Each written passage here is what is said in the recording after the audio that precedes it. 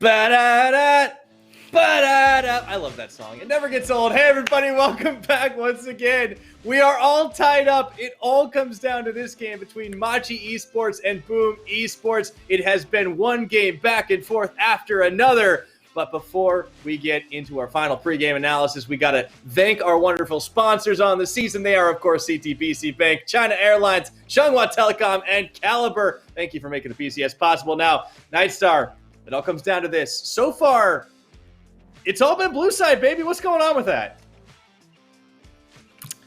It's just red side showing too many of their cards. We'll see if that changes here in game number 5. Both teams, I mean, Machi, they should be comfortable given the fact that they are on blue side, but at the same time, you've already had 2 games of red side. If you are the side of Boom, surely you figured something out here for this final game. And I think part of it's going to come down to strong lanes and making sure top side gets an individual matchup that they can just kind of win out. And then you get a 2v2 that can help facilitate the jungler in ganking that lane and throw it in your favor and be able to snowball off of that. Yeah, I think it seems to have been a pretty reliable formula for success. We'll see if they can pull it off. And as you mentioned, Machi should be on the blue side this time around with side selection. And, yesterday when I was asked very much on the spot about the prediction, I did say that I thought this would be a 3-2 for Machi Esports. I do think that they are overall the stronger team.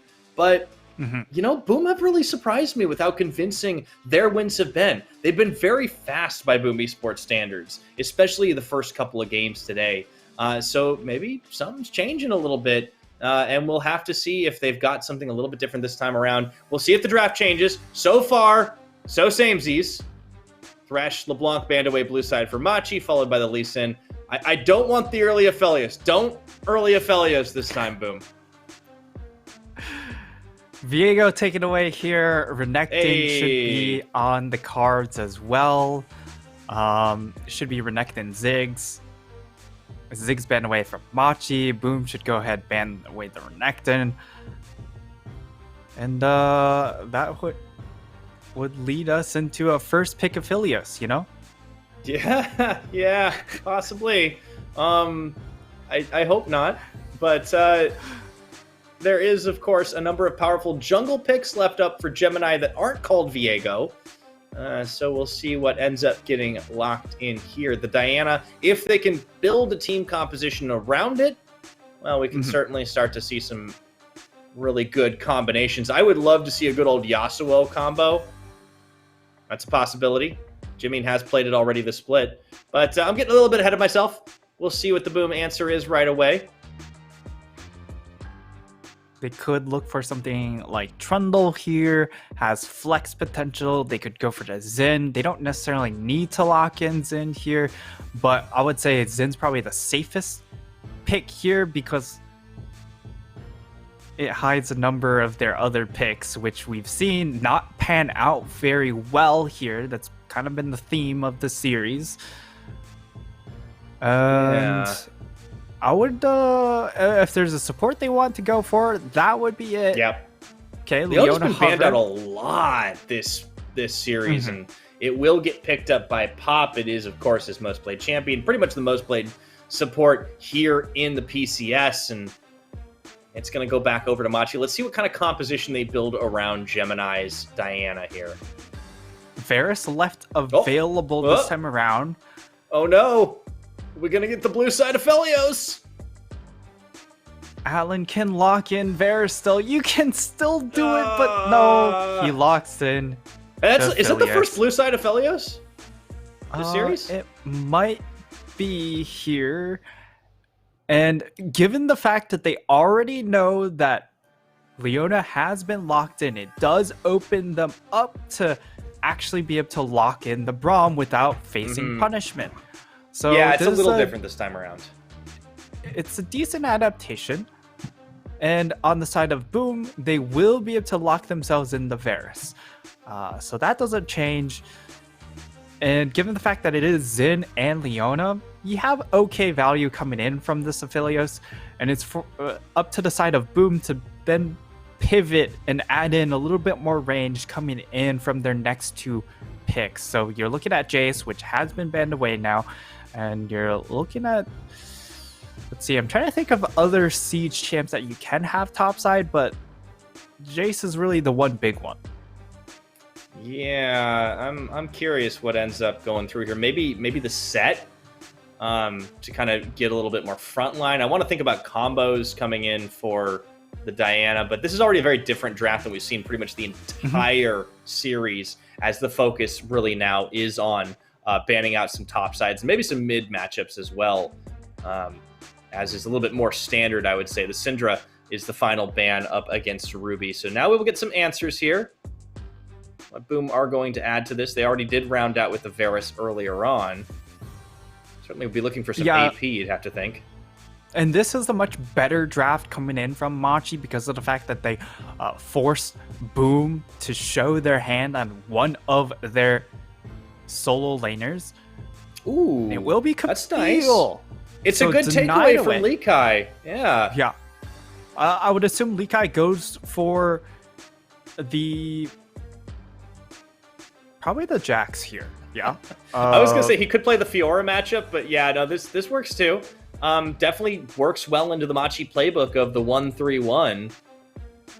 And the Jax has a little bit more team fight power as well, rather than the Fiora, which is really all about yourself. Now it comes down to, what does Jimian go ahead and lock in for himself here? Most likely it's some sort of control mage. I would love to see the Yasuo here, but we may not get it. They had a couple of knockups. It would have been a really cool combo to see, but no, they're going to leave it all in on the Rise. So that does add a little bit of extra magic damage. I'm ready for Cassio. Also some, yeah, I think so. Ruby, it's kind of in his wheelhouse, and it would fit really well with what they want to do here. You could also play it a little safer and go for something like this Orianna, but ooh, okay. Okay. He does lock that in. I would have liked the Cassio too. But, Ruby... The Cassio would have been a very Ruby-esque answer. Just going for the straight 1v1 duel in that mid lane. Just hard win the matchup. He's already hard won lane before. Yeah, exactly. He just hard stomped that Vladimir lane. And given the fact that it is, once again, a Diana, he could have gone for that, but decided not to. Instead, opts for the more teamfight-oriented Orianna, knowing that there is a lot of flank potential. Might have been a little bit difficult to focus on which side to attack as a Cassio if there is a flank coming in from Diana and Jax. But overall, I think the series ends up culminating in finally a relatively even draft from both sides. Both teams have pretty solid team fight, which is honestly the best you can hope for a game 5, because these drafts have so far been very one-sided. Yeah, and we have seen the results pretty much just back and forth, fast games on either side. This time around, it's a very different draft for this game 5. Both teams learning lessons, takeaways, and it is all on the line. This is it. The winner moves on to face J-Team. The loser goes home, does not get a chance to contest for Worlds. It's a big prize, and we'll see if they can pull it off here. Machi, Boom, both have shown strengths out of the drafting phase and into the game, and now it's just going to be on raw execution. Cannot wait to see this one. At long last, we get a game number 5 on even footing, and I'm pretty sure this is our first game 5 of this playoff. So, we get it all here. You're absolutely right. We've had 3-1s at most. And when it comes to early action, of course, it's going to be the side of Boom with a little bit more priority with this Xin. At the very least, though, they have decent lanes to help prop up this Diana, so probably won't lose too much of her jungle and should be able to farm pretty safely, but Rocky could be in trouble. It's all series long. There have been standard starts, but then Koala comes in with Likai and Gemini for the cheese. Unfortunately, Rocky sees it coming, so that is not going to work, but that's okay. No harm done. as we will get underway in earnest. And yeah, this is it's just so different. You know, we really got into a bit of a pattern there with like just kind of Groundhog Day over and over again, the same kind of draft, the same kind of mistakes from red side teams, but so many things changed. I kind of feel like something just happened when both teams realized, you know, this is match point for everybody now. Yeah. And for Wako, I'm really interested in what kind of build he decides to go for. If he decides to go for a more team fight oriented build, getting either on hit or crit, would be a nice pivot here, given the fact that this should be a lot more team fight oriented than a lot of these other games, at least even footing. But still, the poke build will have value against an Aphelios. It's just difficult to get around something like a Braum. Yeah, that's, I think, why it pairs up so well this time around. They didn't have the crazy counter pickup, or at least a roaming pickup that would allow just so much better map pressure. And I do think we kind of have to watch each one of these lanes, because both teams have shown that they're willing to trade kind of just straight up 1v1. You can see Lee Kai here going in, and you know, this is Lee Kai. He should know the matchup for the Camille, both sides of it at the very least. And on this, Jack's already starting to get an early edge. Critically, do want to keep an eye on the junglers, because, well, Gemini is going to have to wait until level 6 to be very effective on these ganks. Holo is under no such pressure, as he's already coming in for the play on the mid. Does not find the wind becomes lightning, though. Bit of a whiff. Yeah, unfortunately, Ruby unable to get the slowdown onto Jimian, and that means Holo just a little bit impatient. Wants to be on his merry way, wants to get those chickens, make his way towards that red buff, and can't count him until they're matched. Yeah, possibly set up for a topside play here, because of Lee Kai is pretty forced up here. And I don't think he was able to get that wave crashed into the tower, which means he is put in a position where Holo can indeed punish. Yeah, that's actually really nice for the side of Boom Esports. After a red buff pickup, we'll see. Gemini does actually come through mid lane, but he's just using it as an expressway. That ward in the brush has spotted him out. Or he actually gets double scuttle here. Yeah, wow, this is a nice start for Machi. Meanwhile, you could see that Holo, while waiting up topside, does get revealed by the ward and try, and is able to back off. This is actually starting to come up Boom, though, on the top side. While it's Machi down bottom, double scuttle coming in for Gemini. Nicely played. Yeah, this was actually massive for the side of Machi Esports. Being able to get that double scuttle means so much experience and gold into the hands of this Diana. She's going to be able to hit level 6 all that much faster and become an absolute menace on the Rift. When it comes to the backline, a lot of assassination potential coming in for this Diana pick against an immobile backline. That's kind of been the theme of this series. Both teams going for these immobile backline. And it just comes down to, is the protection line there for this backline that they're able to output damage? Or is there just too much range on the other side that they don't get to output any of that DPS? Yeah. That has been kind of the turning point here. Lee Kai at a level disadvantage, actually taking the fight to Rocky. That Counter-Strike really comes in handy on this Jackson. Now he's kind of found a moment to really get back into this, but Rocky should be able to teleport back into lane pretty quickly and catch this wave as it comes to crash, so won't lose out a ton in the way of minions, maybe 1 or 2, and yeah, that's about it. Yeah, and Lee Kai, he just goes ahead, gets a reset right off the back of that trade. So a bit of a buy advantage at the moment for him, as it will be, well, actually, it's not that much of an advantage. He has boots, he has an extra dagger, but on the flip side, Rocky does have better short trade potential with the extra sheen. And it's just going to be all about these playing around the sustain, because there is that extra potion coming in from the triple corrupting versus the double refillable. Down at the bottom, much more controlled game here, as neither side really wants to go on for the all-in. Gemini on level 5 is coming here up to the top, and looking to set up a dive without Moonfall. Ooh, that ward comes in a little late. Meanwhile, Holo is going to grab the dragon down bottom. Gemini, he might just try to pick these Krugs up and see if he can pull it off. Jimian's coming really top. setting up the slow push. Jimian is coming in here. Not level 6 just yet, though, and still... Oh, Rocky, he's going to check in as Dragon does fall. I think he knows something is up as he gets that control ward down. And meanwhile, we have a dive down bottom as Ruby's come in. A little low on the mana, but he does have the shockwave. Gets flashed, but unfortunately straight into Holo, who takes him down for first blood. Aphelios.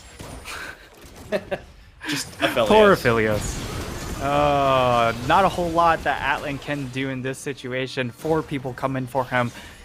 Doesn't have enough escapes, doesn't have enough team members. All he can do is just die. Honestly, would have liked for him to hold on to the flash. And this is the worst part of the trade, is the fact that the side of Boom, they can just do it over and over again. Natlin, what can he do? He doesn't have cleanse, he doesn't have flash, he has no escape. He just has to either give up wave after wave or just face death after death. Yeah, that's a little bit of an unfortunate setup that just means the repeat can happen like you're talking about. Boom. You know, they have the dragon. You could see Gemini, he really wanted to set up for that dive down or up in the top side, but unfortunately didn't have 6 until a little too late. Jimian pulls up to the top as well, and they still get nothing for it. I mean, you know, a plate or two, sure, but Machi, they focus their attention, they kind of go back to old habits and focus topside, but, you know, this Jax is going to be fine if the game goes late. You don't need to try and snowball him early on. Mm-hmm. So, unfortunately, they kind of lose out on it. They're able to kind of hold this wave down here. Those look like they're actually looking to push and perhaps looking to rotate up top lane, but really they should just be focused on getting this minion wave crashed in, try and take some plates, knowing that this game is about the bottom lane rather than top side. Rocky will be able to scale up. He will be able to do some Camille things, but at the same time, like, Malikai is becoming a menace. They shouldn't throw too much investment over to this top side here, just enough to maybe stem the bleeding, but it's going to be very difficult to just keep this Jax down. Yeah, that's going to be a challenge for sure as the game goes on, but for the time being, it is all about trying to set up plays to really just get little leads in the lane. That has been the story of this series so far, as it has been won through laning phase. This time around should be a little different, considering both teams have built for those later game team fights, and well, that just means it's going to be a little bit slower earlier on. But CS advantage for Wako and Pop down in the bottom side. I am curious to keep an eye on Holo to see if he ends up visiting there again. Right now, he's up towards top, and Likai bringing a big wave to bear up here. Gemini coming in too, and that is the Eye of the Rift Herald. I think we could be for a first brick in just a moment. Nicely done by Machi to try and accelerate their gold. And the side of Boom, they haven't set up for a bot side play, so it's just a big win all around for the side of Machi. And this Jax definitely online. They Should be another could charge just here. look to force a dive on this top side if Rocky gets a little bit too antsy, walks up, but the extra support coming in from Hollow and Ruby will force them to back off, and Lee Kai set up to be an absolute side lane menace, but big but here, Machi do have a tendency to just use their top laner when he is this far ahead to try and force 5v5s, knowing that they have a stronger or more stats on their top laner, but that can also lead them into a couple of traps where Likai ends up getting caught out and doesn't have the same escape tools like Camille would. Yeah, so if Machi can force that, it could certainly help them keep snowballing this at the moment. But for right now, Atlan has actually had a relatively uneventful bot side since that kill that was secured on him and 2 summoners burned. He actually almost has his flash back up again. I feel like this is a pretty big missed opportunity for Boom Esports. Yeah, definitely a missed opportunity coming in from Boom, but just helps Machi even more in the fact that they're able to keep Atlan alive. But now, oh boy, checks in just a little bit. That is going to be the in, Braum stand behind me. Teleport committed by Ruby. Interesting reaction. I don't think they were really expecting to find a kill, but I guess they're just going to turn this into a dragon. Or at least try to. Oh, turn around again. They actually go for the bait this time. They actually do find the catch, and Koala is going to go down in this one. Atlan, this time he does manage to get out, but it's a trade, or excuse me, it's 2 for 0 as Gemini drops down. Boom. They very successfully baited that out. Machi, I don't know what the heck they were thinking. Machi, they end up getting caught out here, and this time the first catch is going to be significant. They're going to be able to find that pick, and it's going to be an Infernal Rift. What a way to end this series. Not with Cloud, but we are going to get Inferno. So, as we get to see the replay, it's just so much burst damage this time around, so much lockdown. And it's a lot different from the previous game in which Machi did have a lot of lockdown, but not a whole lot of damage. This time, boom, they've got the damage to boot here with the Xin, with the Varus. That does have now the Man Immune completed, so getting that completed first here will accelerate him to Muramana that much faster. It's really just a big one item power spike here rather than looking to finish the Mythic and hold on to the tier. It makes a lot more sense in my opinion. I personally like this build a lot more just because of how much faster you get it stacked up, but now another fight. They find Gemini this time around, and he kind of gets pinballed around for a second before Holo takes him down. Meanwhile, though, Machi looking for the counter collapse. They do manage to take down Holo. Trade of junglers so far. Atlan has to hop the wall with the flash and turn around into the shockwave. Koala goes into stasis. Down he goes as Wako finds him on the piercing arrow. So boom, they're just getting little edges here in these fights now, Nightstar. Yeah, they're able to find that edge in these fights, but look at the gold, Pyra. It's still 300 in favor of Machi, even though it's a 4-kill advantage. We get to see the replay. Gemini out in the river for really no reason whatsoever. And this fight is just odd coming in from the side of Machi. There's nothing to fight for in this river. There's no objective to be gotten here. And they just lose too. Yeah. Definitely some questionable decision making, and you did talk about how the gold lead is not huge. Boom do have it right now, despite a lot more kills. You'd think they'd have more gold. Well, it was really all off the tower picked up earlier on, and plates being taken down, and you know, Machi, they're keeping themselves relevant with that. And even though the turret plating now gold falls, differential. Yeah, that's about it. And Boom, they're kind of playing for the kills, but this is kind of signature Boom Esports, is it not? They're the team that, you know, they might get objectives, but only because they won the fight first. Yeah. A lot of times, Boom just fall into objectives here. They, more often than not, prioritize the fight rather than the objective, and the objective is just kind of icing on the cake. And at the moment here, they are able to find plenty of those fights, and given the fact that their Varus is ahead, this is really big. Because this is a champion that, if snowballed, does have a lot of power against this Machi composition, especially the Machi carries. And they will concede the second Herald as the side of Machi do get themselves that bot tower. So, it's current gold traded for future gold here as Boom, they're going to try and look to use... Yeah, they're going to try and use this Rift Herald to try and get a tier 2 push. But unfortunately, a lot of the tier 1s are still up on the side of Machi, and it's going to be difficult for Boom to really utilize this Herald as they don't have any lanes that's looking to shove up.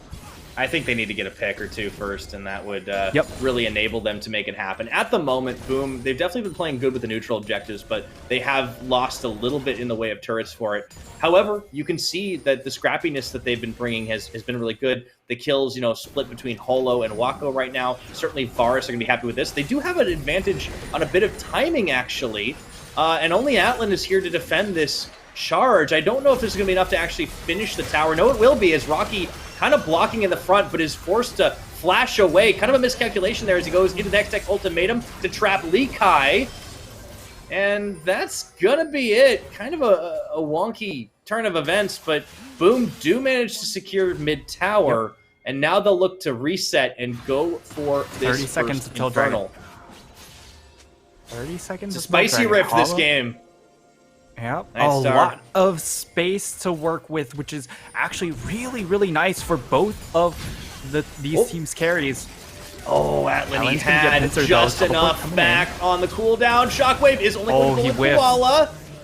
That's going to be only the kill on the support, but Boom. Should be good enough. That should be enough for the Dragon, for sure.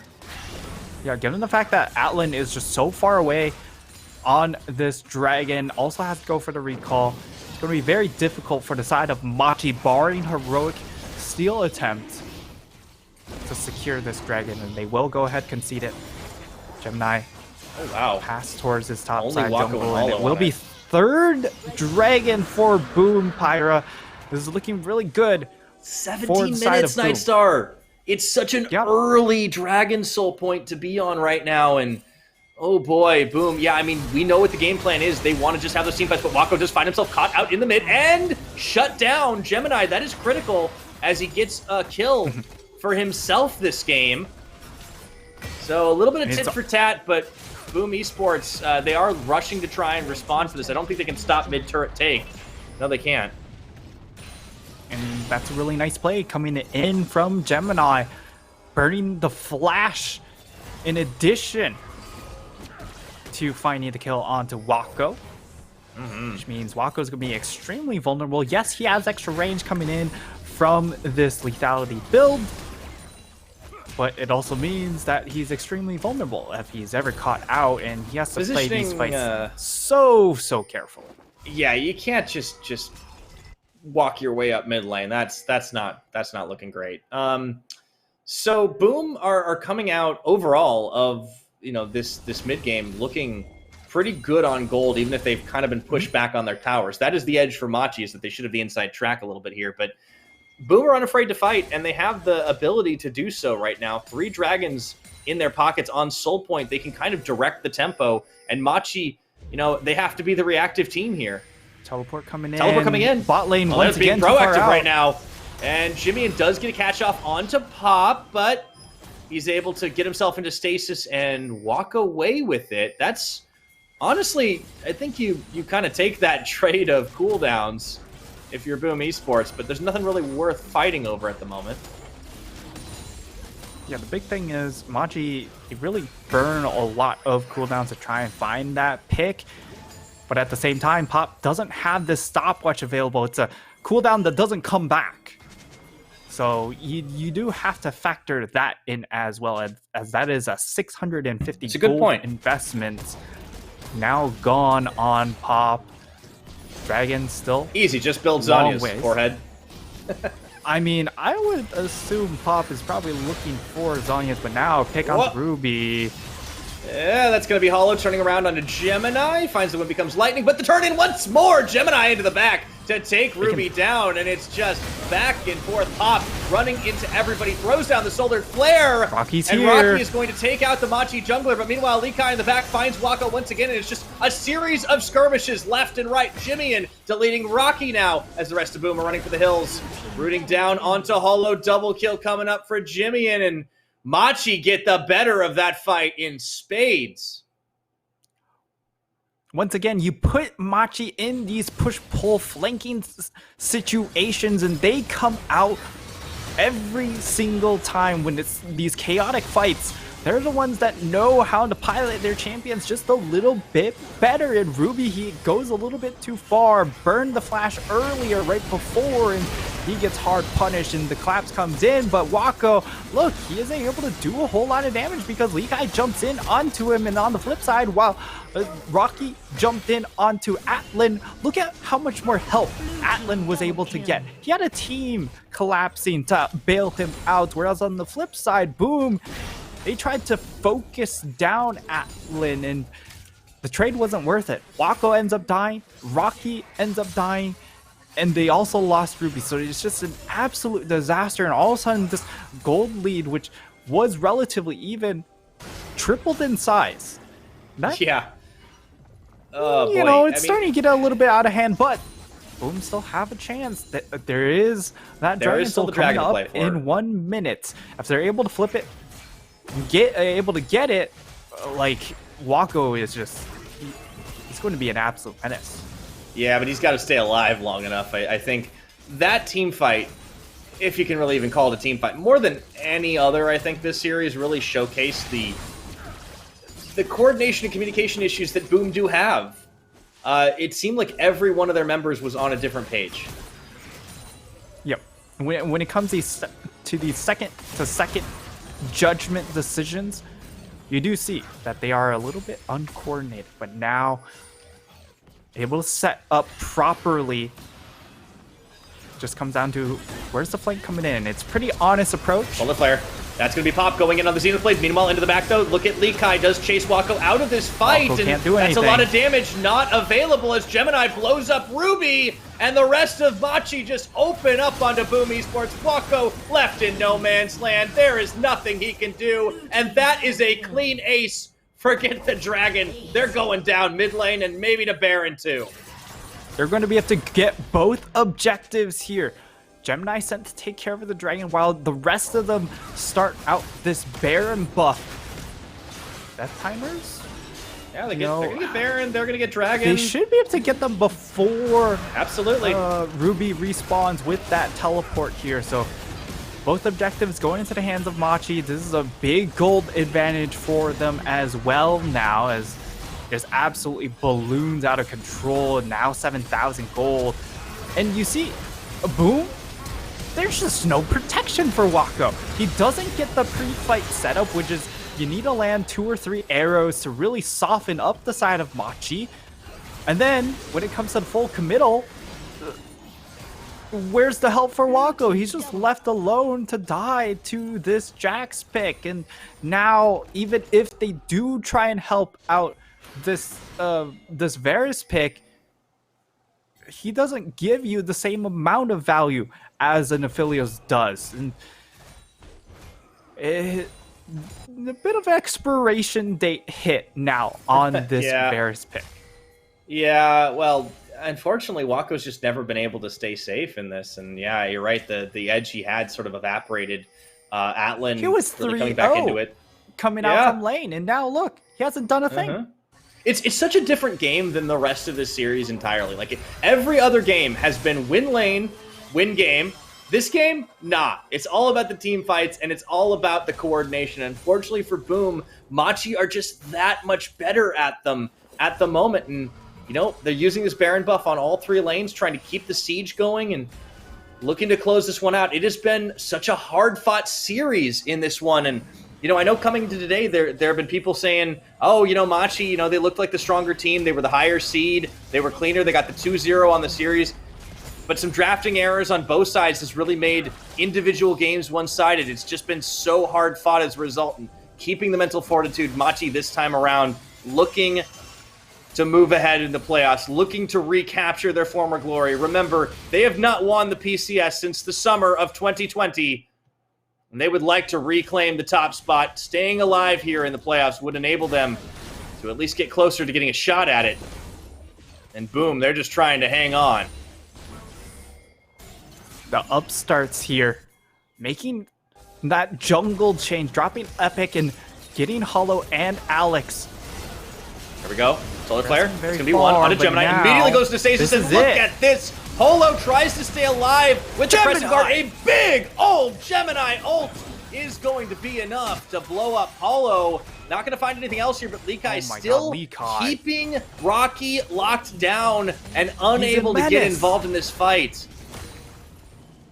Lee Kai's just an absolute menace for the side of Boom Esports to deal with, and now they're going to party portal into that mid lane, just completely dodging the wave clear from Ruby in that top side, and now they're going to aggress onto both of these inhib towers. It's going to be difficult for them to finish it off, but able to crack a lot of towers, able to balloon this lead to now 10,000 gold at 26 minutes. Is it feels like it's all but over, but 100 seconds.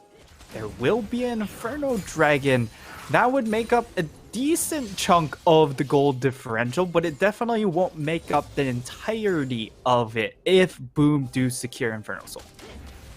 Yeah, that's a big if, though, right now. Turning into a tall order, and Boom, they were stacking every advantage in this early game, but they find themselves down a 10,000 gold hole here, trying to come back in, trying to fight for their tournament lives here in the PCS Summer Playoffs. It has all come down to this final game, and it's all come down to execution, and that's what Machi has had in spades. When it counts, when they've been allowed to get out of the laning phase alive, they've been able to find answers. Taking a look at the items here, Wako, very, very close to the Serelda's Grudge, would be his third item here. And on the flip side, we do have Shield Bow and Collector completed, looking for that Infinity Edge onto Atlan, either that or the GA. But so many stopwatches completed here. You have double Zanyas and a stopwatch on the carries of Machi, and boy, you're going to try and force a... Oh, he's going to teleport out. Okay, he gets to teleport off. It's a big cooldown expended, but look, he teleports into top lane. Now they're going to look to try and force an aggress onto that top side tower and inhib, and at the same time, they're pushing into mid, so the side of Boom, they're just too slow on the play. Yeah, Boom can't really react to this in time because they tried to go all in. They might be able to secure Soul, though, as it comes up in 7 seconds, but at the cost of inhibitors in their base. Maybe Boom are willing to take Nexus this trade. For Dragon They're going to try for the 5v5. I don't know if they want it right now, and Machi, they don't really realize that they could counter collapse onto the base. Oh my god, I think they're going to be able to secure this. Oh, no, they're coming in to try and take it away. It's stolen away by Holo. Oh my goodness, or rather they could just lose the game, though. I should say. I think that's going to be it. They get the soul, but they have a 5v3 disadvantage. Do they have enough wave clear with just this Varus pick? Doesn't have the Serelda's Grudge quite completed yet. Does complete it now. The wave clear is powerful, but he needs to hit the minions, not champions. They have only 3 members holding on right now. That's a 2-man solar flare, not going to be enough. Jumping in on they can't do it. Rocky already deleted. Gemini, he's a little bit low here, but Nexus Tower is going oh so low, already dropping that first one. No, Machi. No, minions are dead. Minions the turnaround. Are dead. That's going to be the inhibitor coming back up. No, excuse me. Likai does manage to get the kill onto Pop, but I don't know if it really matters this time. They're still going to be chasing away. That's going to be one. Oh, the soul is coming up huge right now as Holo gets a shutdown onto Atlan. Ruby, he's got the angle. Staying alive. Ruby running forward. Gets stopped up for just a second. Looking for the play. Has the shockwave. Denied here as he's just peppered with Winter's Bite, but still... Boom Esports, stay alive. That tower is so low. Let's take a look at this play again. And Wako manages to get... I mean, the minions essentially just not enough health points on them as this final arrow does finish off that cannon. And then it's just... Shut down.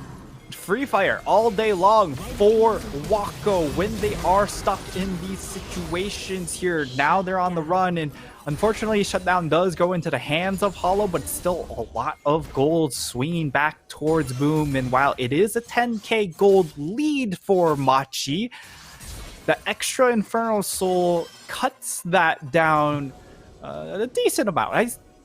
I don't quite know the value of Inferno Soul at 30 minutes here. It was a gamble, Nightstar. It was absolutely a gamble for Boom to do it. It could have been it could have been a Soul for Nexus trade. It could have been the series, but it wasn't. Really, really foolish.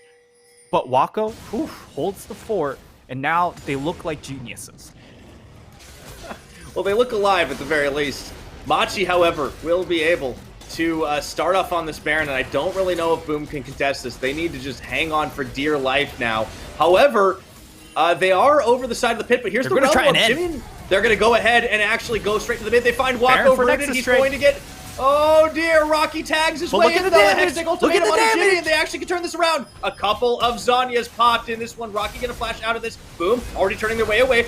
Jimmy and trying to get the kill, not going to be able to find it just yet, and this is going to be the fight that looks to decide things. As Machi, they're losing members into the Crescent Guard, goes Holo, they have the damage. Wako staying alive with the super minions on, they cannot afford to lose their AD carry. Boom, they keep this one going, Nightstar. Oh, and Machi, they get a little bit too fancy. Lee Kai Jimian thought that they could just straight up end the game, but against Inferno Soul, there's just so much damage being pumped out by Wako. He lands a great Chains of Corruption there, and Rocky is able to save the day, save the game essentially, because if Wako dies there, they don't have any other damage to help clear the waves and really just help them out in these team fights. And keeping Wako alive here pays off massive dividends, and you can see once again this Aphelios pick struggling against the Xin because of how much zone control he provides with that Crescent Guard, and he's just unable to finish him off. And boom, they live another day. 10k gold, now 8k gold. How close does this gold gap need to be for Boom to really swing? That's the big question, because again, they do have Inferno Soul. It makes up a lot of the stats that they are lacking for with this gold lead from Machi. Boom Esports have got to be one of the most tenacious teams that we have in the PCS, if not around the world. Getting the soul, almost losing their base. Teleports available here for Machi. They have the cards. Ruby's isn't quite up yet, but you gotta watch the base. You see Lee Kai's not in this. Baron Shred's pretty fast. Holo would have to be a hero, but I don't know if it's gonna be worth it. He actually goes a little bit early. Crescent Guard down! Doesn't get secured. It's gonna be Gemini that manages to take it. And now Holo trying to stay alive, but you gotta be careful. Meanwhile, into the base, Lee Kai finding Rocky. Needs to survive. And this time it was Boom who got too fancy. That is gonna be it. They don't have Baron so it ends. They can't get back. A big bang, but certainly a lot more dunks on the Nexus, as Lee Kai will take Machi to the next round of playoffs for the win. Oh, what a way for this series to end here. It was nothing if not exciting until the final second.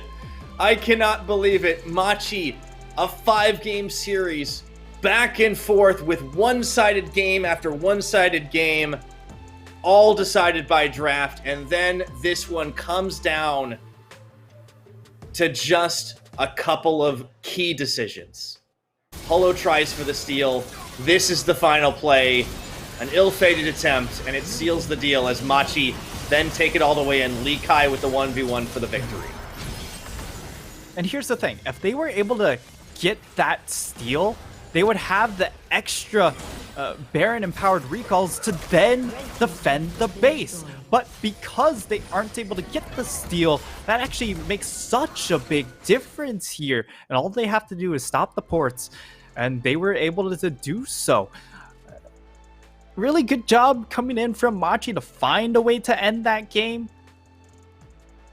But still, objectives, Dragon is just...